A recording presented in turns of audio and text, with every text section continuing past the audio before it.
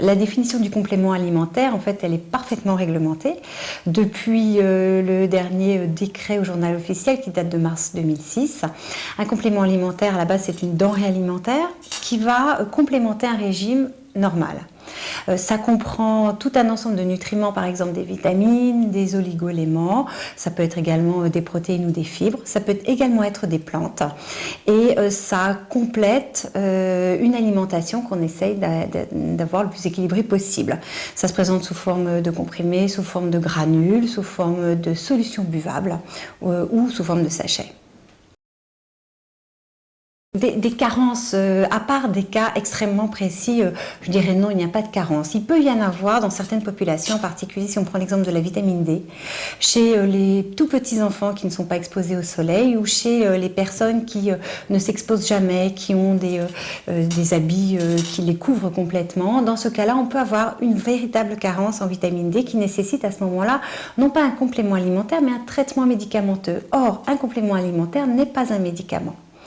Le complément alimentaire s'adresse plutôt à un déficit transitoire, à une alimentation qui finalement ne serait pas aussi équilibrée que ça. Et il y a une étude intéressante qui montrait que, une étude Credoc qui montrait que sur un panel représentatif, 72% des Français pensaient manger équilibré et quand on faisait une véritable analyse de leurs habitudes alimentaires, seulement 3% répondaient aux apports nutritionnels conseillés. Il y a des précautions à prendre absolument quand on utilise des compléments alimentaires, c'est d'abord de respecter ce qui a marqué sur l'étiquette. Il y a un dosage, un comprimé, 2 comprimés, un sachet par jour par exemple.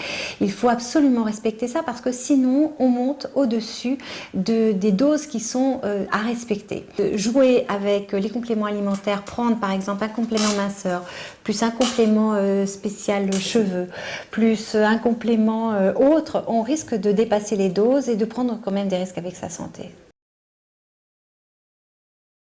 Alors il y a des périodes particulières où on peut avoir des déficits. Je pense aux personnes qui font des régimes à répétition, donc qui réduisent leurs apports alimentaires dans un but d'amaigrissement et qui là ont véritablement du mal à avoir suffisamment de vitamines, d'oligo-éléments.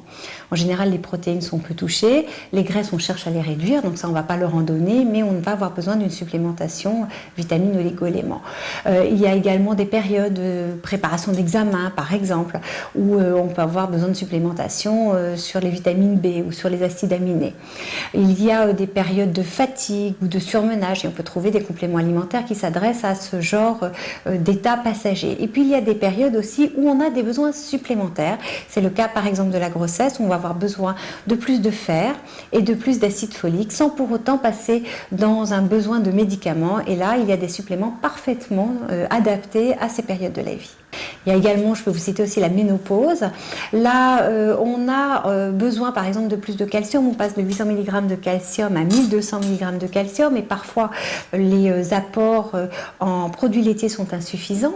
Dans ce cas-là, on peut penser également complément alimentaire. Et puis pour tout ce qui est bien entendu souhait de perte de poids, là vous pouvez trouver pléthore de compléments alimentaires, que ce soit des draineurs, des brûle-graisses et d'ailleurs il est important de pouvoir faire le tri dans tous ces compléments en ce qui concerne les envies de minceur.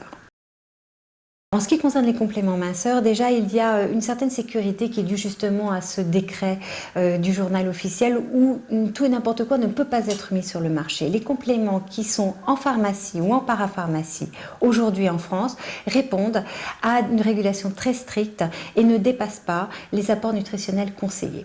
Maintenant, sur leur efficacité, il n'a pas été forcément fait d'études parce que les études scientifiques coûtent très cher. Donc il y a des produits qui ont des vertus très anciennes et que l'on utilise dans ces compléments alimentaires. Par exemple, certaines plantes. On utilise des plantes dans un but de drainage, anti-rétention d'eau dans le langage commun. C'est le cas par exemple du fenouil, de l'artichaut, du pissenlit. On n'a pas fait d'études sur ces plantes, mais on sait qu'elles amélioraient justement le côté rétention d'eau. Donc on les trouve dans ces compléments alimentaires.